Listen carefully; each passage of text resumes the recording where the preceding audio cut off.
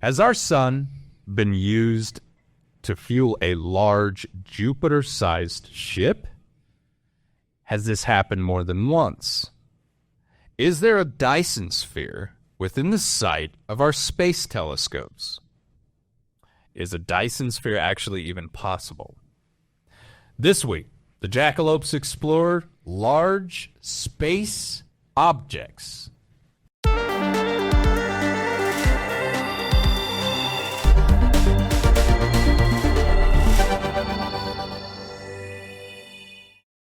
This week's episode of Jackalopes Explore is brought to you by Cloud Peak Center Lanes and Games, located at 1520 Coffeen Avenue in Sheridan. Stop in today to check out their amazing new arcade and prize counter, offering games and prizes for all ages and skill levels. From their full-service lounge to bowling alley and arcade, there is something for everyone.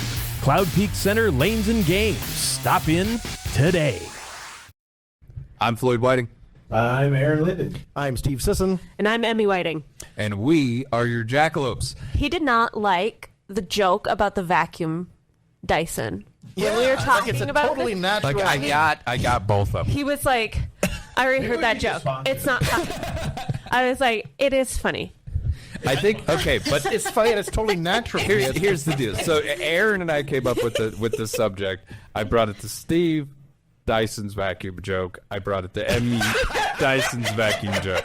So unfortunately, it's a good joke. You were just on the back half. So Yeah, he like completely ignored it.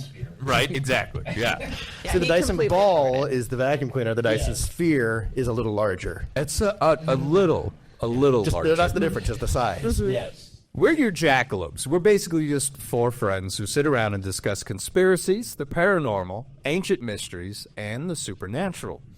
Now, in March of 2012, a telescope captured images of the sun showing what appeared to be a planet-sized shadowy object tethered to our sun by a dark filament. In the sequence of the images, a burst of brightly lit material can actually be seen erupting from the sun's surface surrounding this dark object, after which the orb detaches from the sun and appears to like shoot out into space and even leaves what appears to be a wake as it leaves. I mean, Yes. when I first saw this video back in the day, my mind was blown. I thought for sure, this is it. This is all the evidence we need right here. Matter of fact, she's got the video up right now. So look at that. So when you see the sphere, see those tendrils coming down? It's like sucking the stuff out. Yeah. It's literally like refueling or whatever, but you can clearly see that spherical object with that tether. And then see right there, boom. Yep. It leaves shockwaves on the surface of the sun. Now, as we look at that, the plasma, which plasma is basically a strange form of matter. It's like a consistent burning gas, correct, Steve? Mm-hmm. All right. Now, the sun is... Yes. Yeah, me too. Yeah. So it's one too many bean burritos. Yep. Enchilada type, right? So, but what the thing that captures me about that is as the object kind of begins to take shape, the plasma is kind of in a trident or maybe even a quad, like maybe there's 3 or 4 of these tethers, and then all of a sudden it kind of focuses into the singular tether, right, that is being quite possibly absorbed by this object. Those who follow space conspiracies and actually know kind of a little bit more space physics, size means nothing in outer space. Yeah. Shape means nothing in outer space. You don't need to be aerodynamic in any way. And so if you were really to think, what's the best use of space if I was going to make a huge ship? And it's a sphere. Yeah, definitely. Yep. Would you'd agree with that? That if we could make a spaceship to travel through space, it would just be just a big sphere, because you're utilizing so much space. And The Death Star. the Death Star. Yep. You want to know what's curious? Gene Roddenberry and the ship designer of the Enterprise started with a sphere. Just didn't look as cool. And that's no kidding. As they built this thing, it was a sphere with a little, with what's classically known as the Enterprise coming off the back. That's what they had, and they thought, well, that's not really great for TV, though. Right. Yes, this is probably what we would do, but we need to make it a little more streamlined, a little more hot roddy, and thus the saucer was added instead. They just flattened the sphere. But it is kind of the most ergonomically useful object in space. I mean, Right. planets. Well, and so I've heard and read some different things about how it wasn't necessarily the size that it was. That was the force field keeping the heat out of a smaller object. And what is a force field? Generally shaped like Yeah. A sphere. Yeah. well, And that would be produced through like magnetism, right? So if you had like massive amounts of magnetism, we're talking like a huge, Gauss reading, Yeah. then could it propel something like plasma, Steve? Yeah. I mean, theoretically, yeah. Theoretically. Yeah. I mean, we're talking all theoretically anyway, so. no, this is fact. The thing, well, I was going to say one of the crazy things about that, though, too, is there was a bunch of debate on if it kept its shape as it left. Yeah.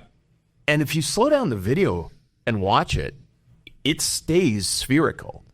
So it's like that would tell you that it's a physical shape.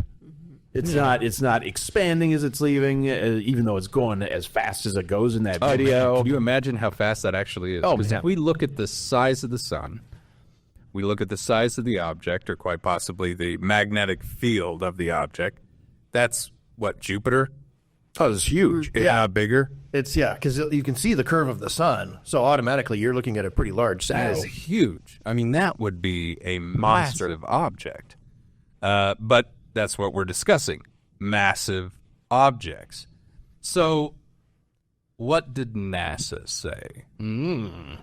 Now, What would NASA do? what would NASA do? I didn't see what they said, but I can guess coronal mass ejection. Sad. Actually, they call it a prominence. Yeah. But yes, essentially that's exactly what it is. According to NASA, Anyway, it sounded smart. This got 3 words, multiple syllables. Yeah, Yep. definitely. So first, let's look at the footage. The footage is actually a composite of images captured by Solar Dynamics Observatory, and it was processed by scientists at NASA's Goddard Space Flight Center. Of course, when this was put out in the public, it quickly garnered a lot of attention on YouTube, which is where I remember seeing way back in the day. And viewers, we all suggested. I was part of it. I was like, there it is. You're saying way back in the day. When? 2012. March. That's when this thing happened? That's when all this happened. 2012. Now, according to NASA scientists, the feature is actually a little understood but frequently observed type of solar activity called a prominence.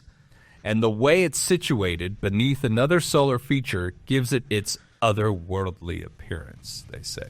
See, so they said that the denser plasma that surrounds the 3.5 million degree Fahrenheit, right? It's pretty warm.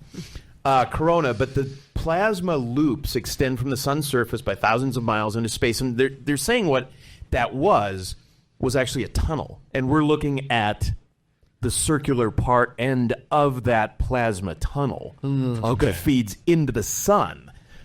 That everything is technically the same color, but a specific wavelength that's emitted by ion atoms that have been ionized 13 times that more than the sun, known as Fe14.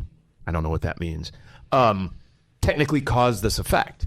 So they're saying that because of the angle of the camera and the way that the tube came out and the view that we got of it, it wasn't an object at all. It was just the end of this tornado, kind of, essentially, right?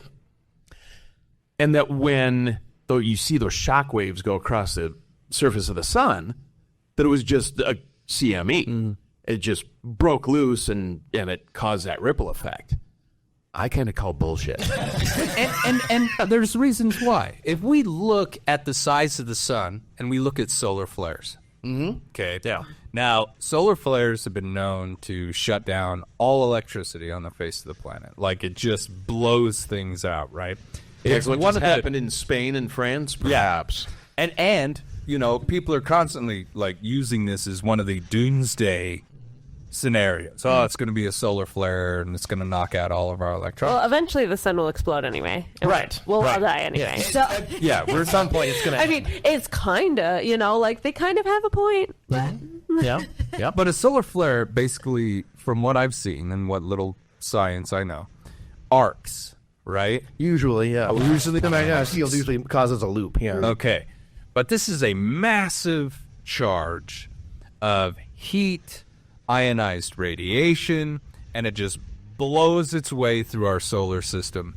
And the only thing that really stops it is our atmosphere, which if you were to actually look at the atmosphere of the Earth and how it blows away ionized radiation from the sun, it'd blow your mind. If it wasn't for our atmosphere, we would literally we'd be the moon. Would be the moon. An event of that magnitude happening on the sun is going to have zero effect on Earth? That depends on which direction it shoots out from, I think. Right. If we're in the path of it, then it's going to cause all kinds of stuff. But if it goes out somewhere away from our orbit, then... Uranus. I almost said Uranus always gets the shit end of the stick. But I mean, like, you see what I'm saying? Where, and I'm not saying this is what NASA did, because a lot of the time I'm the guy sitting at an opposite end of an opinion, going, "Okay, everybody, calm down." Right? This is probably not what we think it is. But like that explanation, you're looking at the tube wrong. That, and so it's giving this optical illusion. Okay, sure. But is that a cover? Why doesn't it change shape when it takes off? Right? Yeah. That was my thing. So I'm like, okay, I can see that. Like when you look down from a NASA image on a hurricane and there's the eye. Okay, so I'm looking into the eye. Fine. But why, when it moved away from the sun, it kept that spherical shape? Yeah, that was the part. It didn't. It didn't cone. Right. It didn't shrink. It didn't straighten. It looked like an object moving away, purposefully leaving. Yeah, and from our perspective, if we were looking down at the tube, it would come towards us. Wouldn't it? But this moves laterally, so... Yeah. See, and that's a great point. Didn't explain that. I'm like, you almost had me. Now, at the same time, let's put ourselves in the position of individuals who actually are in the know. Is there anybody that's really in the know? It's just science. Well, we're theorizing. I mean, it's 93 million miles away, so there's a little fudge factor in these. I'm gonna throw this out there, and this is gonna be like a very definitive thing. So we're on camera. You believe in aliens. Oh, yeah. Do you believe that the U.S. government and other governments of the world are actually concealing the fact that they know? 1,000%. All right, Steve, do you? Oh, do I believe in aliens? Yeah. Yes. Do you believe that the governments of the world are concealing No. evidence? Amy? I believe in aliens. I'm not sure about the government, only because I sometimes I see the point in concealing I'm something never like that. sure about the government. Good point.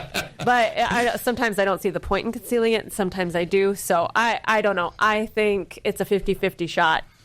I think, I certainly believe in aliens. That's a 100% thing. And I do think that the government has not just evidence, but they know the truth.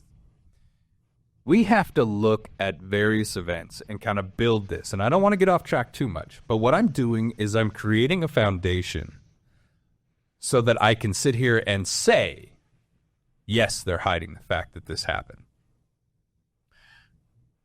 UFOs were parked over the U.S. Capitol for how long? Mm-hmm. There's photos of it. Long enough that it was on the front page of the paper, right? No explanation. This was like Long Tuesday. But you can Google it. Yeah, oh yeah. You can give it a Goog, and you can see that image that was there. And they were parked there for a long time. Just drones before there were drones. See, that makes no sense. Because it wasn't this like 67. No, it was a while ago. A while ago. But everyone saw this thing, and all of a sudden it's just, tuck that under the rug. It was Chinese lanterns.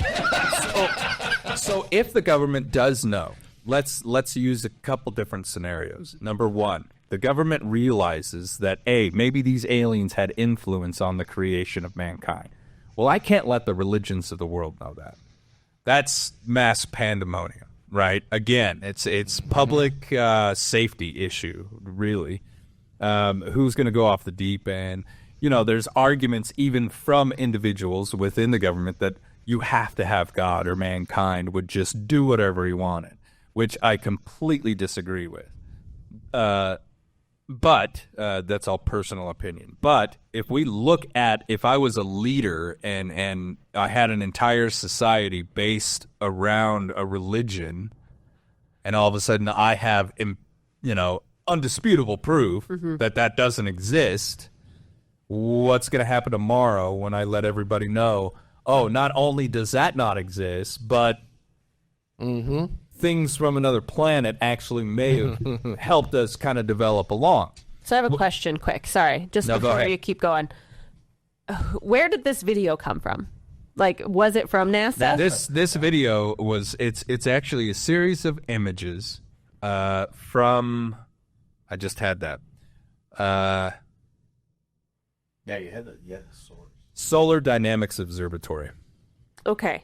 It's one of NASA's observatories that they watch the sun with. And would the government have any hand in if that got released or not? Absolutely. So then why would they be like, here, go? So Floyd and I were actually talking the other day, and I sat and watched. It was like a 10 or 12 minute long video, and it was only like 15-second clips at a time, but it was all the NASA footage that's been, it's running for like weeks on end. And all of a sudden, some anomalous wormy creatures out in space come into frame, and it's like, oh, sorry, we're having technical difficulties. So I don't know that they knew that they were going to release that particular clip that we watched of the sun sucker.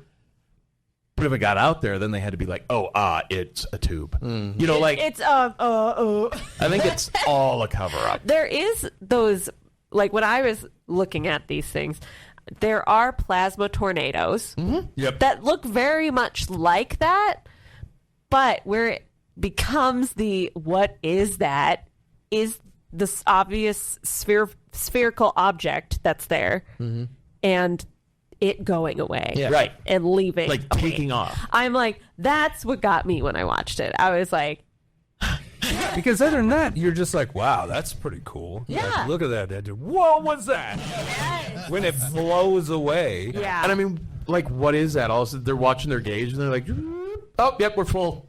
We're out of here. Done. Yes. Or it's like, it's getting really hot in here.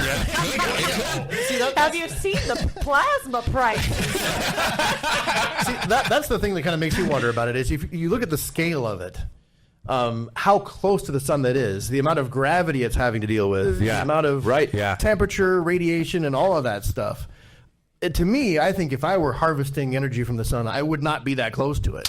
But if we had an element that does not exist on Earth except in UFOs that have crashed and have been experimented upon at Area 51 by one said Bob Lazar, who said this element creates its own gravity.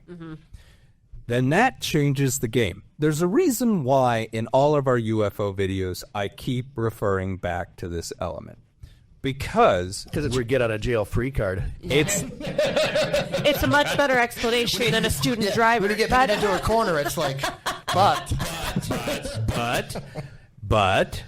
and here's the deal. To this day, the FBI raids that man's house.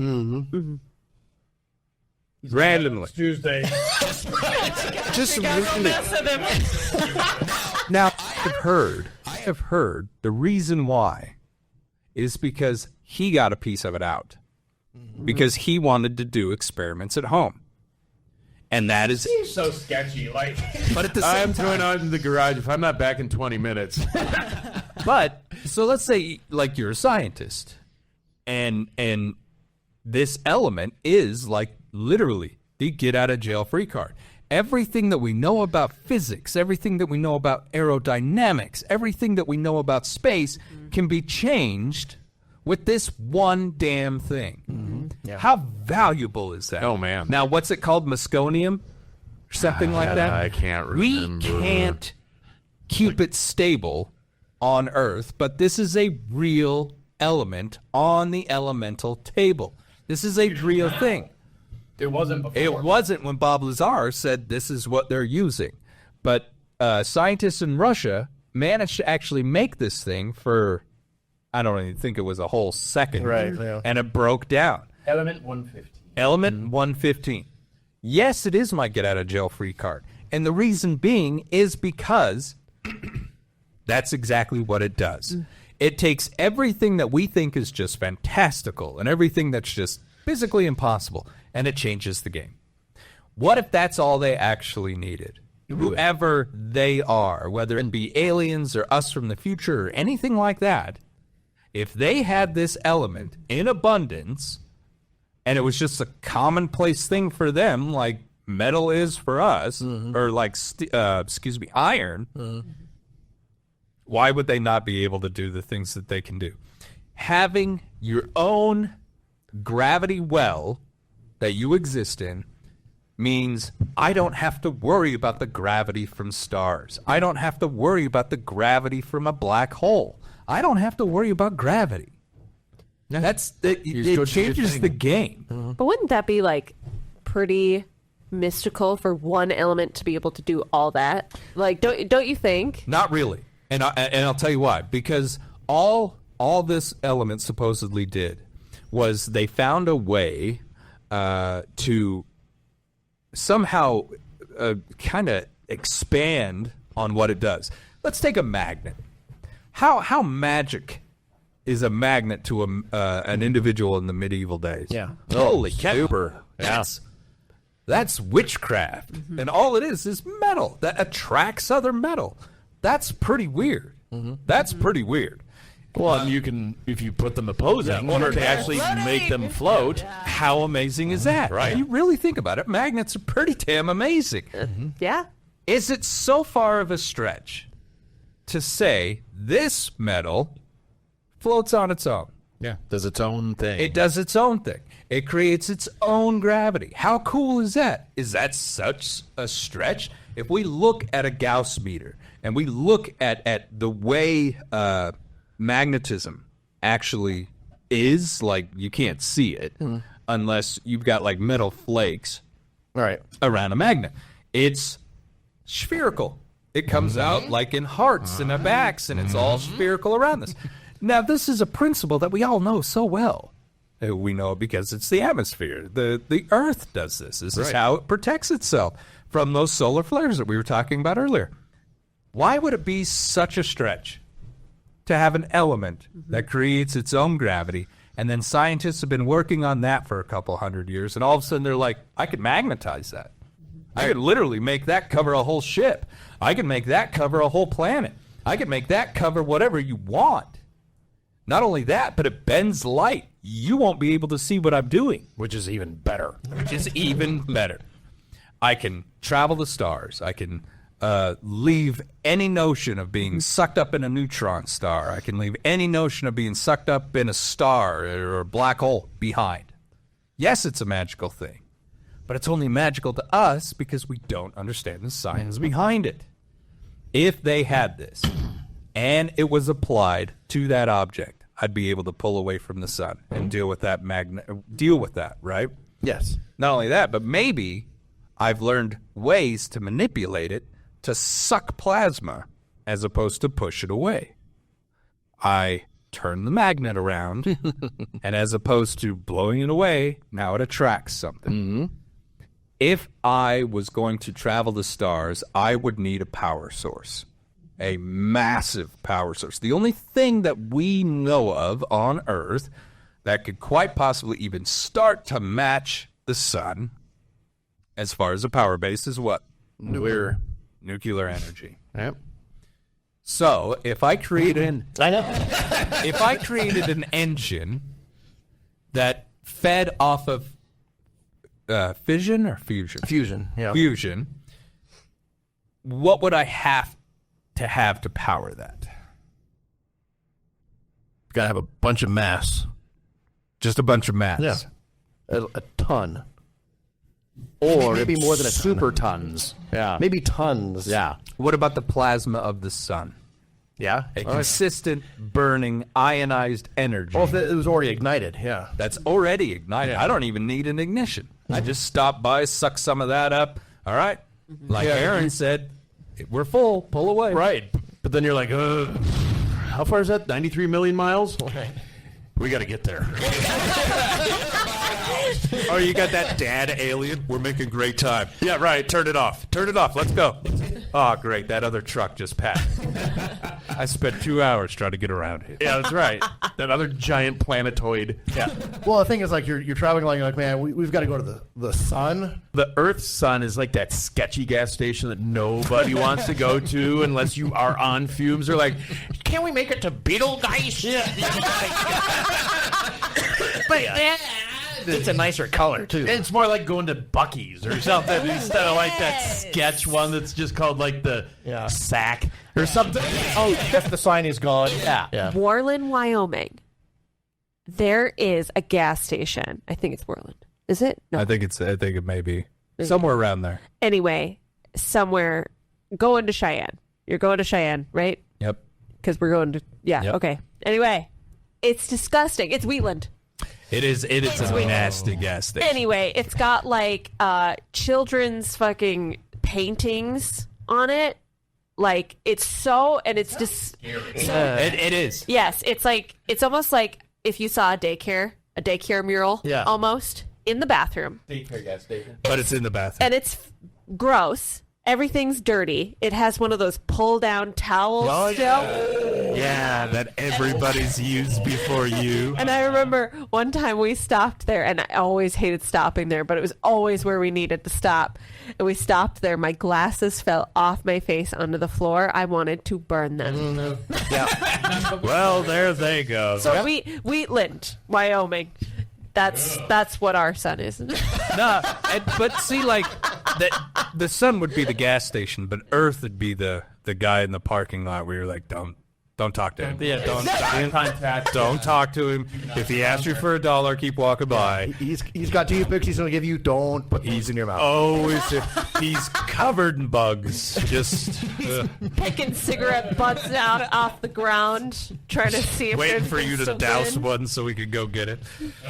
So I think if you introduce that element, you introduce the engine. And this is a discussion that we've had before where, I mean, a society that could build something that big, a society that could develop an engine and space travel is so far advanced ahead of us that even their communication could be completely misread. You know, they could be driving by saying, look, man, we flag them down every time we drive by, and they don't answer. Yeah, right. So I don't know what their issue is, but we just leave them alone. We honk the horn as we Give them a time, and they don't say shit. So what do you want me to do? Fighting amongst themselves, and They're too busy killing each other. Yeah. So it's tough to imagine, you know, where, like, yes, there's certain TVs and TV shows and movies that make fun of us, where they're like, oh, yeah, we leave Earth alone because it's not advanced enough. But the fact of the matter is, Prison Planet. if you're not advanced enough, I have no interest in contact?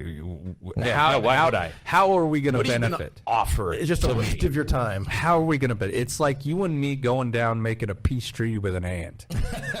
Right? Yeah. Like all the ants want to kill each other because that one's red, that one's black, and they all want to kill each other. Well, let's make a peace treaty, but they won't do it. Yeah. They keep doing it because it's part of their biology. So why the hell bother? Yeah. So just go about your business, suck some plasma out of the sun, and Get to the next galaxy. get to the next galaxy as fast as Next time, plan your trip better so you don't have to stop there. Yeah, exactly.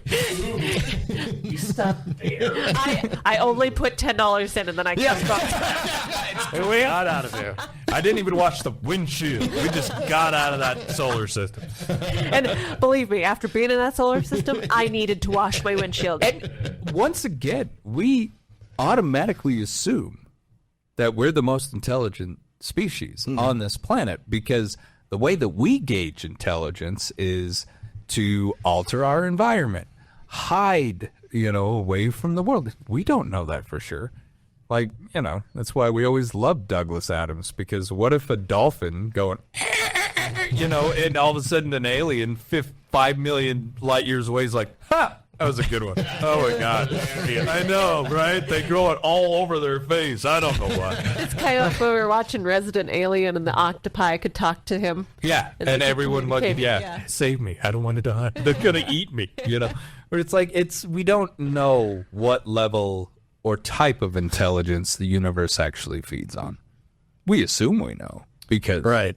we're the... If you've got that sphere, That's globe-trotting, Yeah. galaxy trotting. galaxy trotting. But you can't galaxy trot, then it would be a Dyson sphere. So, yes. I didn't really look up how we found all the evidence for the Dyson sphere. It's kind of a signature the way the stars would theoretically look if there was something. Right. Yeah, and they would be kind of dim as far as visible light goes because they're harnessing that. But it would be brighter than normal in infrared. With IR, right. So you have what a Dyson sphere is. So the thought of the structure was created by Olaf Stapleton in his science fiction novel Star Maker in 1937. It was then expounded upon in 1960 by Fremont Dyson, Search for Artificial Stellar Sources of Infrared Radiation, in his paper. Dyson later clarified that he did not have a solid structure in mind, but more of a swarm of objects traveling independently around the star. So almost like satellites. So I think we've got a video of that somewhere too that Grant Tophine put out. Floyd and I were talking about the Dyson sphere, and I did not understand what he meant until I saw a visual. So if you are more a visual person, I really suggest going to the YouTube versus podcast platform to see this, because it is pretty amazing. Pull us up on the YouTuber and we'll have it for you. But it's funny because SETI actually set up a project that was called Hephatos, and it was to identify potential Dyson spheres out of 5 million objects in space. They narrowed it down to 7. Interestingly, James Webb Telescope identified all of them as M dwarfs, which is a class of smaller, cooler stars that are more abundant in the Milky Way galaxy. The theorized electromagnetic signature of a Dyson sphere is all infrared, because none of that light escapes from it. And that's what the James Webb is set up to see. But the same is not true of Dyson swarms. So the different portions, or, I mean, picture, I guess, all the satellites that are all around the world, in geosynchronous orbit. If you could do that around the sun and gather that energy somehow and transport it back here. So something more like that.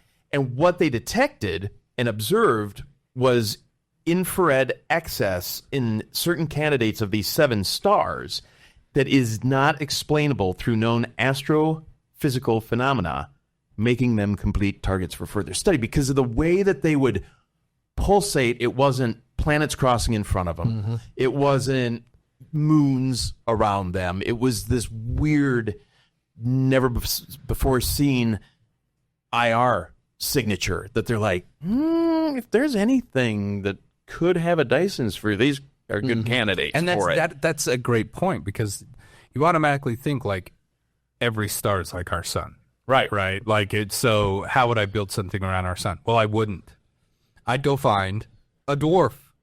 I'd go find a dwarf star, not a red giant, but like maybe like a little neutron or something that is smaller, so I can build a smaller structure around it, and I don't have to use as many resources, but I'm getting how much power out of that? All of it. All of it. Yeah. I mean, and that is an amazing amount of power. Well, I mean, think about that. If you could literally harness all of that infrared radiation, essentially, because we only get, our solar panels that we create here, most of that's blocked out by our atmosphere. Yeah. Yeah. So they're 5 kilowatts, whatever. And that's only the part that ends up coming in our direction. Right. 99% of it's going all the other directions. Everywhere else. So if you could harness all that, oh my gosh, you wouldn't be paying for power, that's for sure. But you'd have to be what, a level 3 or a 4 society? At least 2 to even It build would it. have to, you'd have to be 2 to get it, which would probably propel you into a 3 Yeah. or a 4. Yeah, eventually a 4. Yeah, because you got to build it, and then you've got to somehow transfer the power that you're collecting and use it somehow. Right. So, yeah, I think you'd be 3 or 4 probably. But if we look at, let's take a, okay. There's a Dyson sphere. There's a Dyson sphere. Now, here's something that I always liked to explore, and some science fiction has explored it too. Living on the inside of that. You know what I mean? Right. If we live on the inside of the curvature as opposed to a different planet, you build your planet around the sun, and instead of living on the out, you live on the concave side of that. That is absorbing a lot of the sun's energy. Agricultural, power plants, almost anything that you want could be generated right there. You wouldn't need any other engine. And that, so instead of just the satellite swarm, that's the one that I like, because if you think about that, if we're observing that and it's rotating, and it's not just rotating on axis, it's probably rotating in every direction. Right. That's going to give you these weird IR signatures that the James Webb picked up. Because it's like a block out, a block out, a block out, a block out. Okay, now we're going Now this way. it's going block this out, way or block out. this. Yeah. And it's just all these weird flashes in what they're observing where they're like, it doesn't really make sense. That makes sense. So we've got evidence from 7 different objects in space that this could be what's around them. Steve, I asked you if you could find counter evidence to that. Where are scientists actually saying it is? Well, they're saying it's dust clouds. I mean, yes. that's the only, I guess that's the most simple explanation. Somebody because didn't clean up that part of the universe. It's like dust bunnies. Someone needs a Dyson over the there. Dyson vacuum. The Dyson vacuum got emptied, and that's the dust cloud. Yeah, that's what they're saying. Because, that Occam's razor, that is...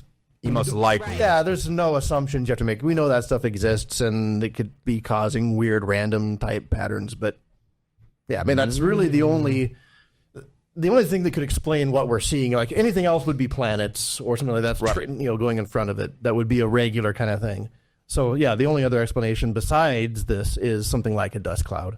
And there are individuals like Aaron and myself who are so eager for the idea that we're like, it's a Dyson sphere. And they're like, okay, calm the hell down, Floyd. And I'm like, nope, that's what it is. Put it out on the news. There's the out there. Get it out there. There are people that you sent where James Webb, I think, captured that. That could possibly be an accretion disk from a black hole. Maybe the weird pattern that you're seeing there. So yeah, maybe that could be another explanation for that.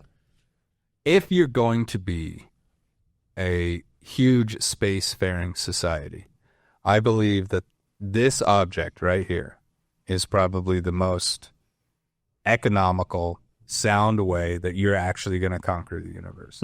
Yeah. Because I could imagine if you're bouncing from let's say sections, let's say that we just stay inside the Milky Way. We're not going to go outside of our galaxy. We just stay inside the Milky Way, and you're bouncing from star to star, solar system to solar system. Even though there's an abundance of planets, billions, trillions upon trillions upon trillions of planets out there, how many actually have stable atmospheres, the quality of well, and that's the thing. Like mathematically, yes. Mathematically, yes. Reality-wise, maybe. Well, yeah, and then what are the chances of them and us ever meeting? Yeah, Right. yeah. So if I was going to do that, I'd be like, well, I'm not going to depend on the universe making us a home. If I have the ability to construct one, I'm going to do that instead.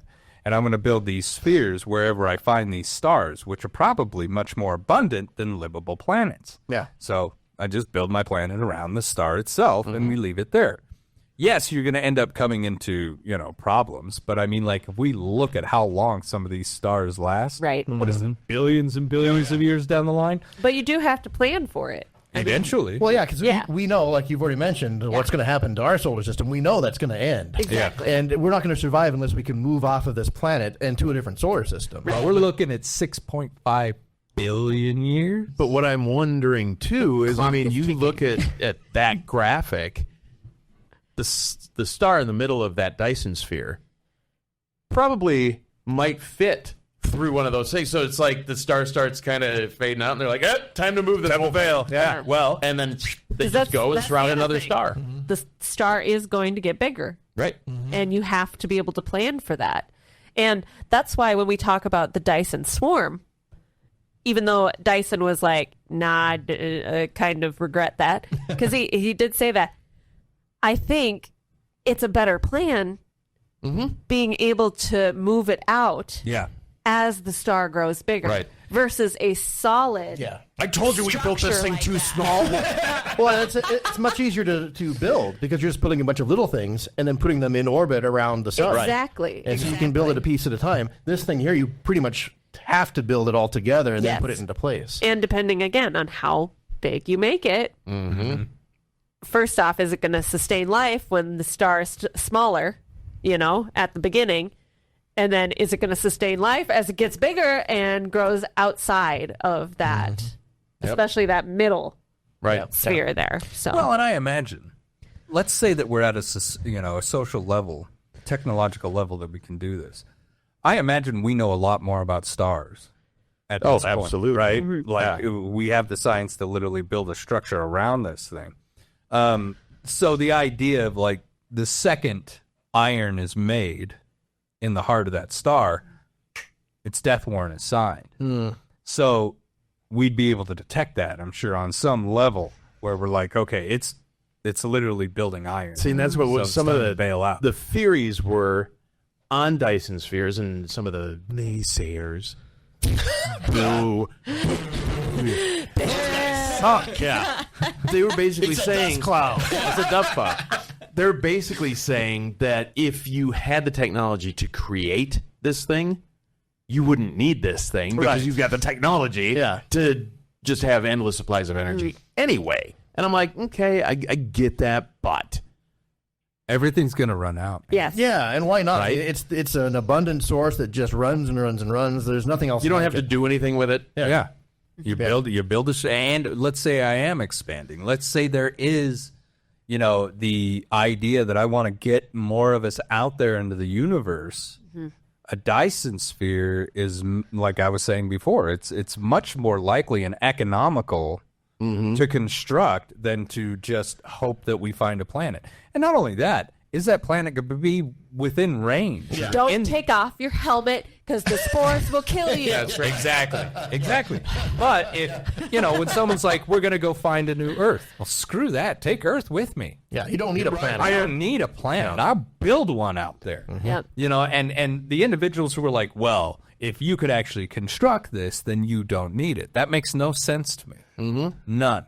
Because if I have one of these, why wouldn't I want two? Why wouldn't I want three? Right. If I can construct this object because my star's dying and this is the only place I can put my people, Yep. why wouldn't I do that? And that's the thing. The star is going to die. It's all going to die. Oh, there is a lifespan to everything. Yep. You know, there was an interview that I heard about. There were air quotes. Sorry, folks. I was making air quotes. TikTok. It's the idea. An individual said that he actually got to talk to an alien as he was being held by the U.S. government.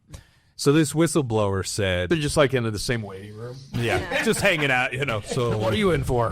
yeah, why did he call you down here? I started painting the bathroom wall. You know, it's the idea. He was sitting down and they were asking him what they were. This is, I think, one of the first kind of whistleblowers who said they're not from another planet, they're from another dimension. Right. And he said, you know, why are you here? Like, why here? And they said, because other dimensions are completely unstable. Mm-hmm. Like, you can't just, it's not like this everywhere. This is rare. Other universes that you can that they can bleep through are still clouds, are empty, there's no stars. Stars have come and gone. Everything's over. May not have contained any mass in the beginning. So ours is stable enough that they can pop in and do whatever they want. Now imagine a society that could do that, where they're looking at us and they're like, physical travel? Get out of here. You know, I can't even believe this. Get in the UFO, kids. We're going to Grandma's sphere for the. I mean, like, but the idea, you know, and this is going on another topic, another plane of thought. Okay, we're leaving the physical world behind, where now it's like I can travel through meditation. Maybe these beings, you know, let's raise the thought process here, simply can just think that they don't need, you know, these UFOs and everything to be traveling around. That's just to sustain me when I get there. We don't know that they can't do this. I think So it's the only way it could be done. Because if you look at like 100 light years is nowhere as far as like distance goes. Right. But 100 years is forever for us. Yeah. So unless you're finding some way to hop over that distance, you're never going to be able to travel beyond the stars. where we are confined to the third dimension, we're confined to the third dimension. We're confined to this time. You know, we have to exist in a linear time. To us, there's a past, there's a present, and there's a future. And we're stuck here, right?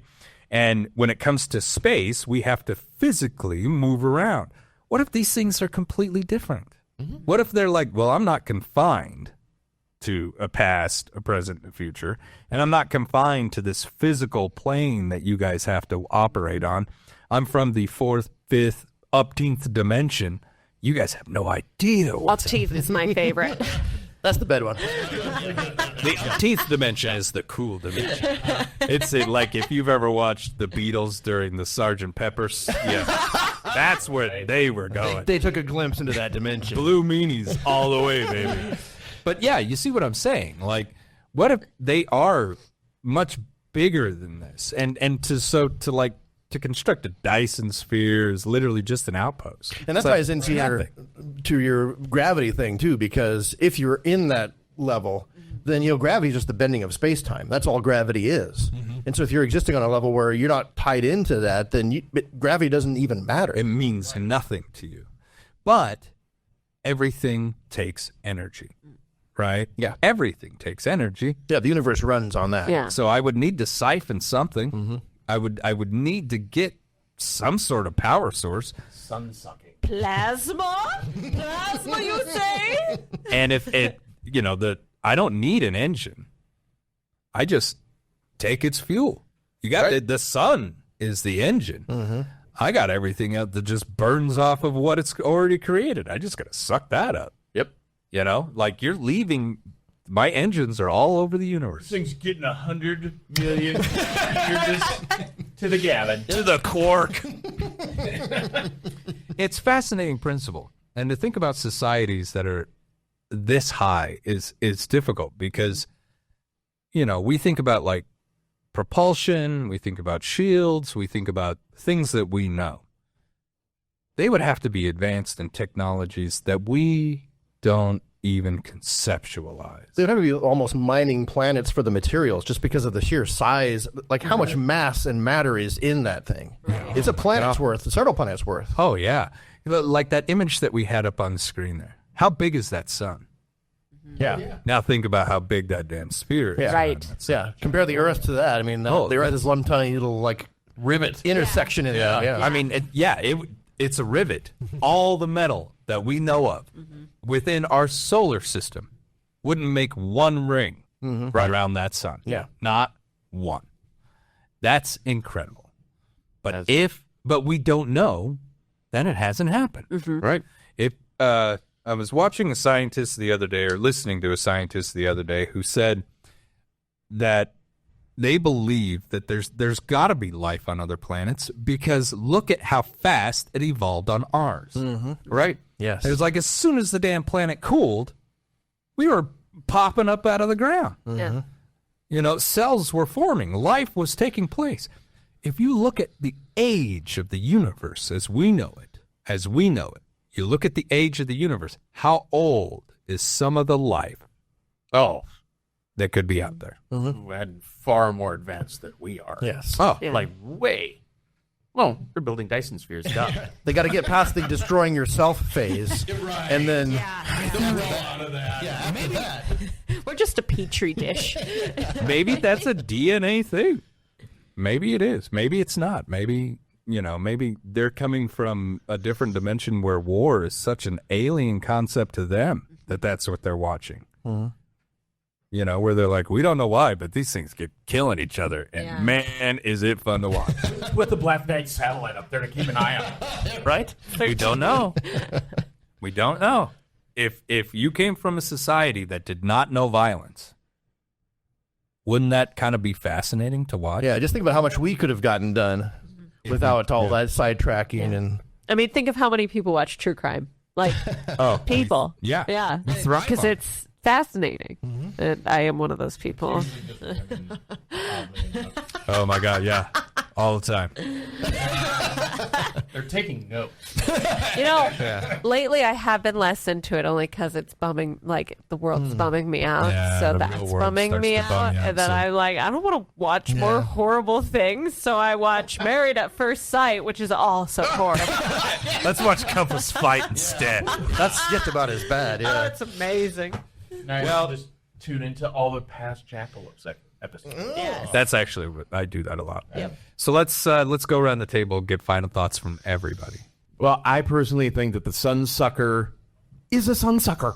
I think it was harvesting plasma because it just there's a couple things that don't make sense with the story. I get CMEs. I've watched a lot of CMEs, actually. I've never seen one that looked like that, ever. And then maintained shape and purposefully moved away.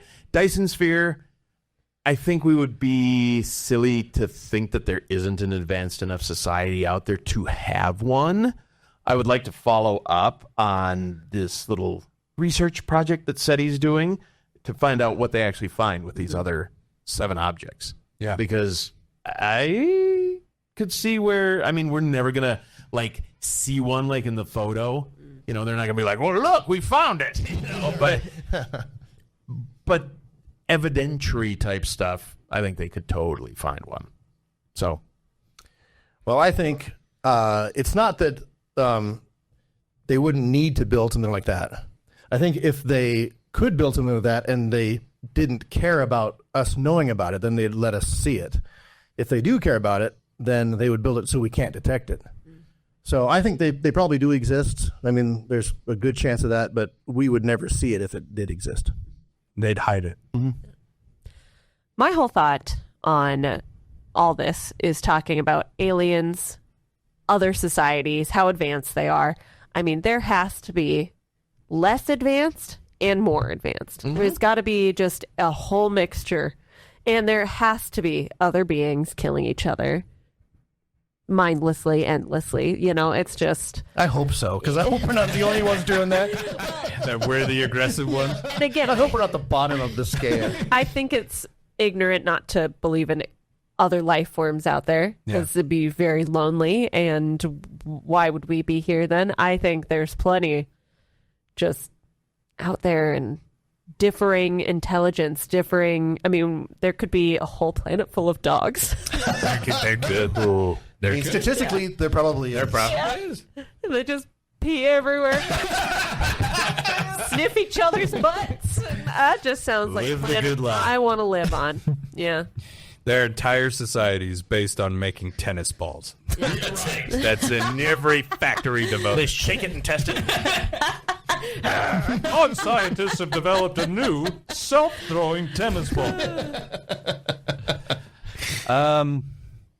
I've shared most of what I really think about both of these subjects already, but the idea, I think the advancements that are made by these societies that could accomplish both of these things that we've seen is so far ahead of us. Once again, it's the idea that the ants are just starting to notice that there might be something walking around above us. Right. Mm-hmm. And that doesn't mean that the beings walking around above us have noticed us. Mm-hmm. And I don't think that's something to fear. I don't think aliens are something to fear. Because again, if your society is this advanced, I think they're well beyond the idea of landing and conquering us. I don't think they care. If you want the truth, their apathy is probably what bothers me more. All right. Than their aggression. Mm-hmm. Their absolute don't give a damn when introducing bits and pieces of their technology could do so much for us as a people. Yeah. And they just go, yeah, we don't care. But a thing of it, but What? once again, we Why do would it they? Why would they? Yeah, they're totally not worth it. Yeah. because they understand. You'll make it a weapon. Yeah. Somehow you will make it a weapon. There's not one thing. Of course. There's not one piece of technological advancement that mankind has not made into a weapon. Mm-hmm. So I think that's what's holding them back.